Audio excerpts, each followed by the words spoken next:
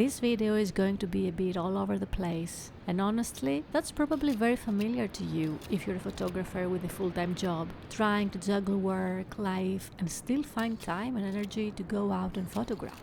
Yeah, so welcome to another month of that. Let's go. Last minute I decided to go to Paris this weekend for Paroto and Polycopies, and literally it was the best decision ever. I took a train after work to Paris, and it was the best gift to myself for my birthday. Oh yeah, it was my birthday earlier that week, and I had some unpleasant surprises that day that I needed to deal with mentally and emotionally, so the trip really helped me as I spent a whole weekend with my friends among Grand Palais and Polycopies, looking at photography, talking about photography, and walking around Paris.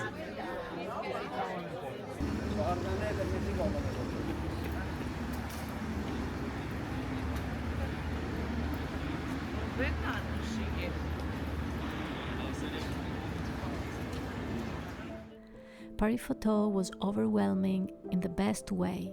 A beautiful historic building, completely dedicated to photography for a few days. It was incredible.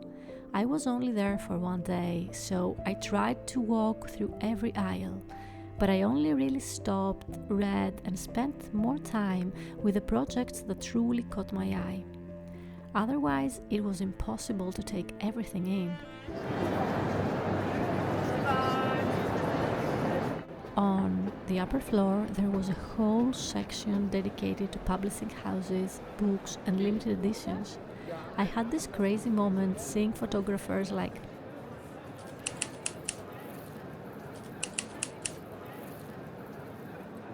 I saw things I loved and things I didn't. All styles, all approaches, different techniques, different printing processes, different ways of presenting work. From very classic photography to much more contemporary practices.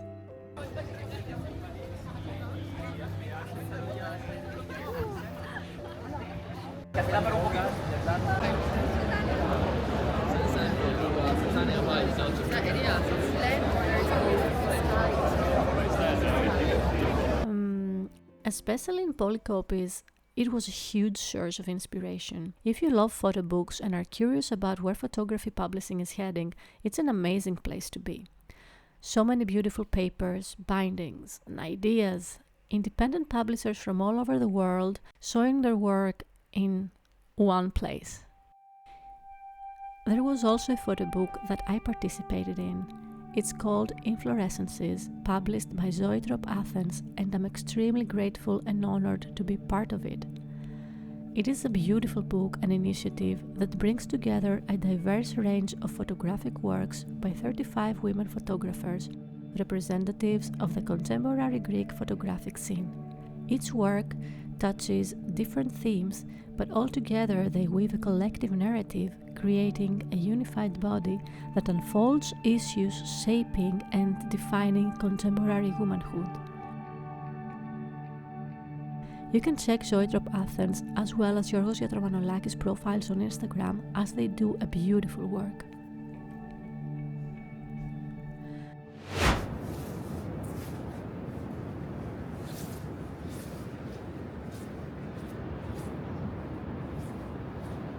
Now that I'm back, I need to get going to the beach to photograph.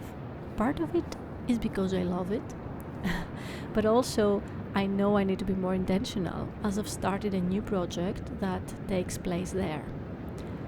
It's fiction, but it's deeply connected to reality, I think. It's about how we react when we face a change or something unfamiliar, and how we adapt, how we build safe spaces. I'll share more about as the project evolves. But maybe that's also part of the process, like going back again and again at the beach, seeing what's there. And actually the beach changes constantly, not just every season, but every month, sometimes every week when it's a transitional period between, let's say, summer and winter. In the summer, it's full of buildings like restaurants, beach bars, and a lot of people, and the vibe is totally different. In winter, everything disappears. They literally move entire buildings from the beach, and it's a whole different environment. What are they doing here? It's so weird. It's so weird. There are some vehicles that make the sun straight, move things, or I don't even know what they do. The sea also seems to be further in, like the water is further away and the beach looks bigger.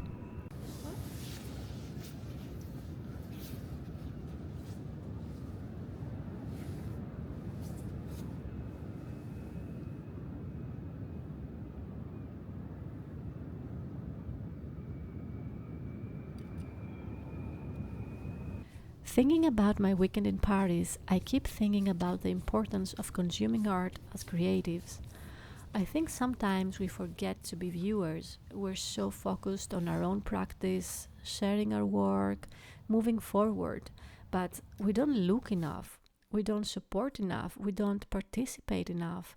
And I don't know, do you also get that feeling? I don't know, I do, and I want to change it this year. It's so important to see what's happening around the world in photography, not only to know where the photography is heading and where you're at, what's your position and opinion, what are the trends, how you feel about the trends, and what sells and what not.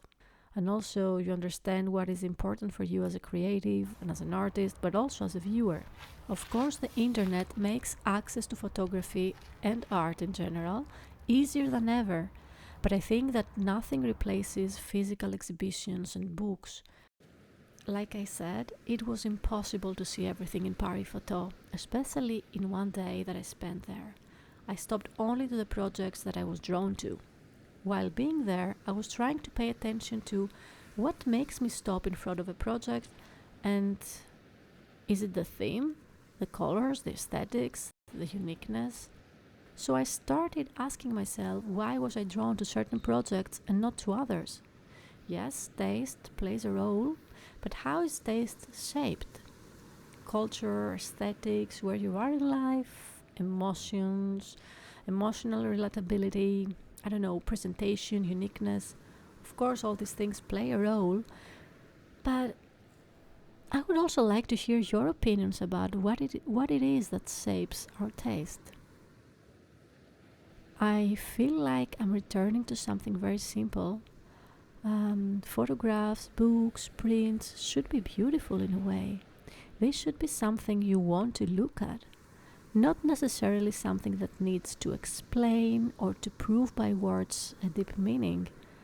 And I come to the conclusion again that the work I want to create is more about evoking emotions to people, to the viewers, because at the end of the day, what can really cause individual change and therefore collective can only happen when we feel something.